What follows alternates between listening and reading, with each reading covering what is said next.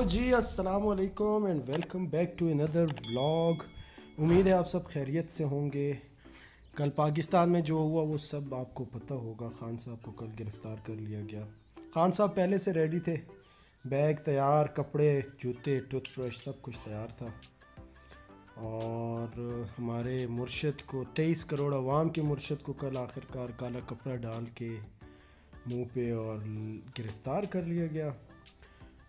Basically 14 months जो लगाए इन्होंने, ये ख़ान को गिरफ़्तार करने में नहीं लगाए, 14 महीने इन्होंने अवाम को डराने में लगा दिए। अगर इतना टाइम ये दहशत गर्दों को डराने में लगाते तो बाजोड़ का सानिया ना होता, ये 50 लाशें इनको ना उठानी पड़ती।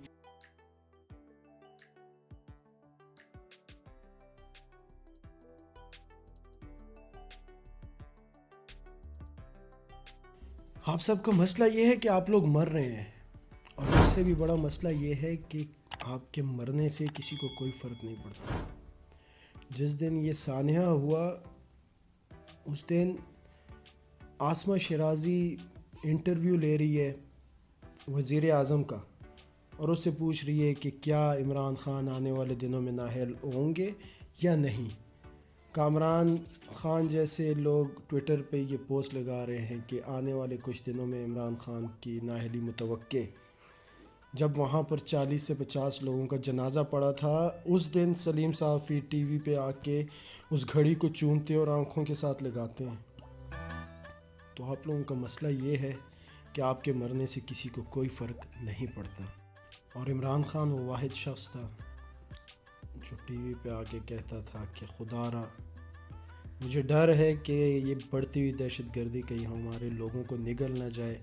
इस मुल्क के बारे में सोचो, इस कौम के बारे में सोचो, इस अवाम के लिए सोचो।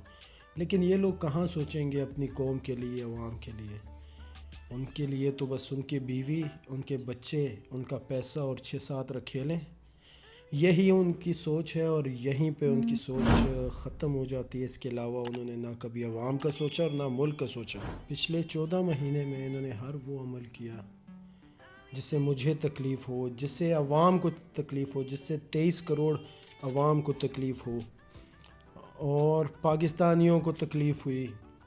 अज़ियत दी इनके हर फ़ैसले ने अवाम को, अवाम के ख़िलाफ़ जाके उन्हें हर फ़ैसला दिया है। जानते थे कि अवाम नहीं चाहती कि ये लोग हुकूमत में आए, लेकिन फिर भी इन्होंने वो अज़ियत दी है अवाम को। कोई नहीं चाहता था कि खान साहब को गोलियां लगे, लेकिन खान साहब को गोलियां लगी। कोई नहीं चाहता था कि खान साहब गिरफ़्तार हों, लेकिन खान साहब को गिरफ़्तार किया गया। कोई नहीं चाहता था कि लोग अवाम ट्रकों के पीछे आटों के लिए ज़लील हों।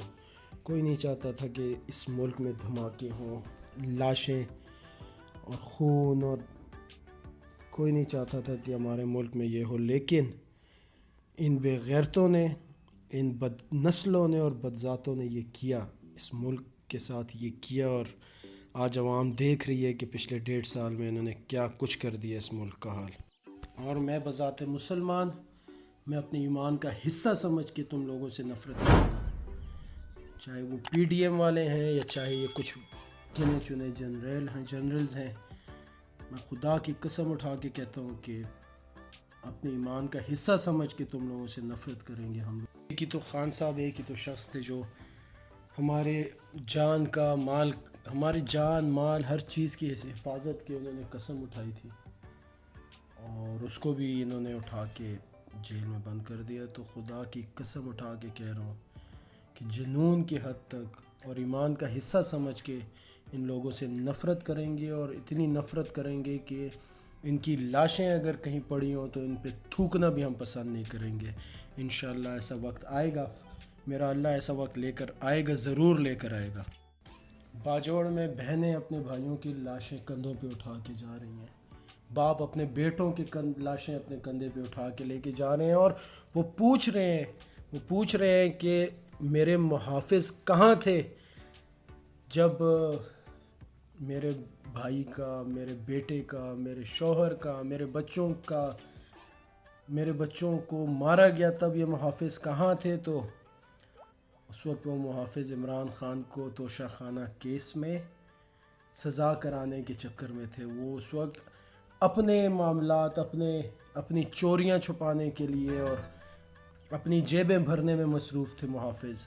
یہ وہ محافظ ہیں جو ہماری حفاظت کے لیے آئے ہیں، لیکن مجھے اس ملک میں صرف ایک شخص نظر آتا تھا جو ہمارے حقوق کے لیے کھڑا تھا، اور وہ ہمارے حقوق کی جنگ لڑ رہا تھا، اور میں قسم اٹھا کے کہتا ہوں کہ خون کے آخری قطرے تک ہم اس کے حقوق کے لیے آواز اٹھاتے رہیں گے، اور اس کی جان کے لیے ہم لڑتے رہیں گے۔ اس ملک میں ہمیں کھانا نہیں مل رہا، علاج نہیں مل رہا، تعلیم نہیں مل رہی، ہماری کوئی بھی کسی بھی بنیادی ضرورت کی ذمہ دار ریاست نہیں ہے، تو پھر یہ ریاست کیسے ہم سے وفاداری کی امید کرتی ہے؟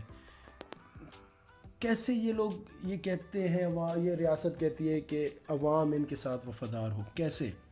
محنت کر کے، مزدوری کر کے، ہاتھوں پہ چھالے چڑھا کے رزق کماتی ہے یہ عوام، اور جب آٹے کا تھیلا لینے جاتی ہے تو اس پہ بھی آدھے سے زیادہ ٹیکس دیتی ہے ان لٹیروں کی جیبیں بھرنے کے لیے۔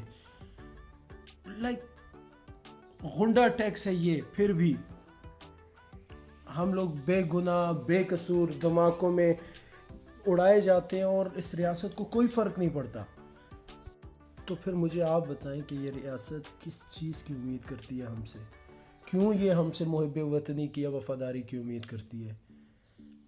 ہم لوگ کیا اسی لیے اس ملک میں جی رہے ہیں کہ ساری عمر ہماری لاشیں اٹھے، ہمیں مار دیا جائے اور کسی کو کوئی فرق نہ پڑے، عوام بھوکی مرے، لوگ خودکشیاں کریں، دھماکوں میں مریں، باہر کے ملک سے کوئی آ کے ہمارے ملک میں لوگوں کو مار کے وہ چلا جائے، اور اس کے بعد ہمارے محافظ ہم سے محب وطنی کی توقع رکھتی ہے؟ کیوں؟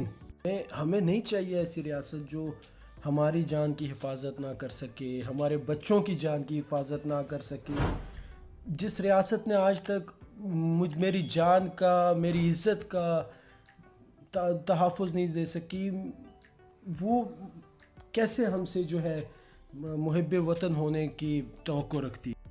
میری محب وطنی اور میرے وفائیں صرف اس شخص کے لیے ہوں گی جو عوام کے حقوق کے لیے کھڑا ہوگا، جو ہمارے لیے بولے گا، جو ہمارے انصاف کے لیے آواز اٹھائے گا، جو میری جان کے لیے، تعلیم کے لیے، انصاف کے لیے کھڑا ہے۔ میری تمام محب وطنی اس شخص کے لیے، اور خدا کی قسم خون کے آخری قطرے تک ہم اس انسان کے ساتھ کھڑے رہیں گے، کبھی پیچھے نہیں ہٹیں گے۔